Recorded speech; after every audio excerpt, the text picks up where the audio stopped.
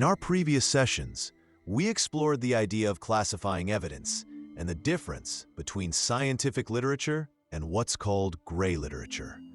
Now we understand the path we take as students in higher education and why that path is designed the way it is.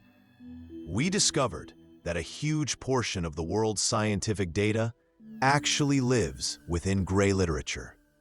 That means every researcher needs to learn how to use it, not just rely on formal scientific publications. In fact, many breakthroughs and original ideas are hidden in gray literature rather than in official journals. It's something universities rarely teach, yet it's incredibly important. Of course, accessing gray literature can be more challenging since it's not always formally published, but it holds a large share of up-to-date knowledge. Preprints, conference papers, research reports, internal organizational documents, statistical data, surveys, announcements, brochures, and even blogs or personal websites. All of these are examples of gray literature. Can we really afford to ignore them? As graduate students or independent researchers, we need to weave scientific literature and gray literature together, using both side by side. Later in this course, we'll dive deeper into each of these sources. By the end, you'll be able to write high-quality papers and publish them in respected journals, just like a professional researcher. So now we know what a scientific paper is. But here's the bigger question. Where do scientific papers actually live? Where should we look for them?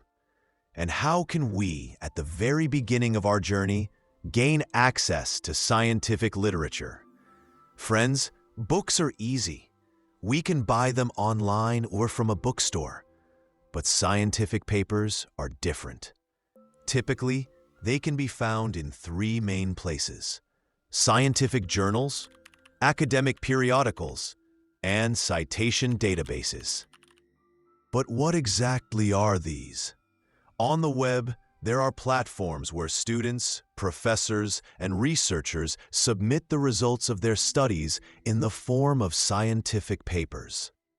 Journals and periodicals act as hosts for these papers. If a researcher wants to share their findings with the wider academic community and benefit from peer review, they must submit their work in a structured, written format. After review, the paper is published and becomes part of the scientific record. Scientific papers can be searched in journals and periodicals. In addition, there are platforms that collect and index these journals and articles. We call them citation databases.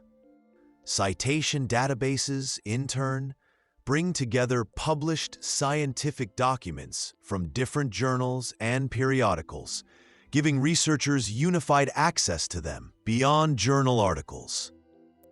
There is another type of paper presented at scientific conferences.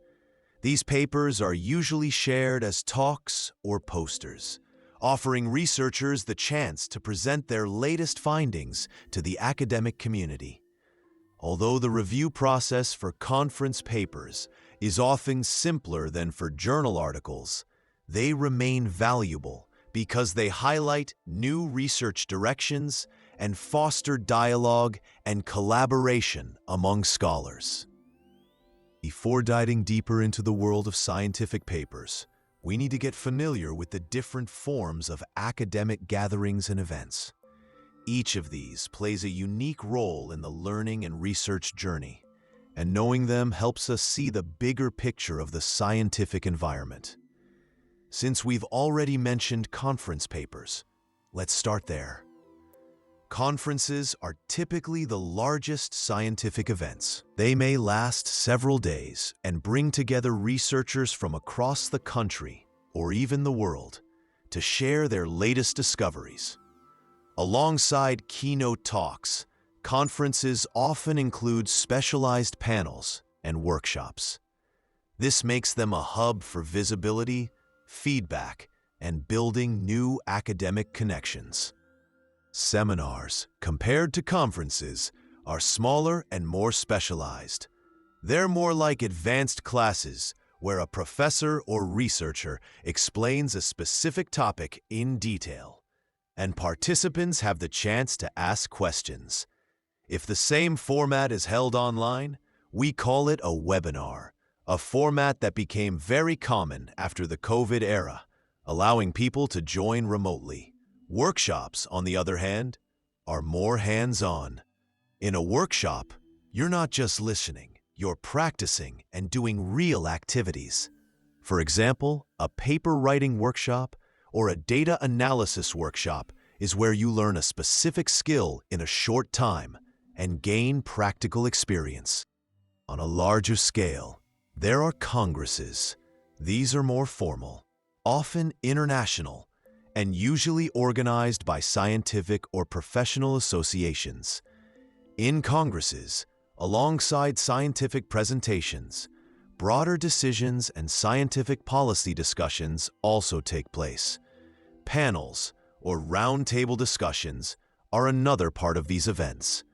Several experts sit together on stage and debate a specific topic. Panels are engaging because they bring different perspectives side by side, giving the audience a chance to see an issue from multiple angles.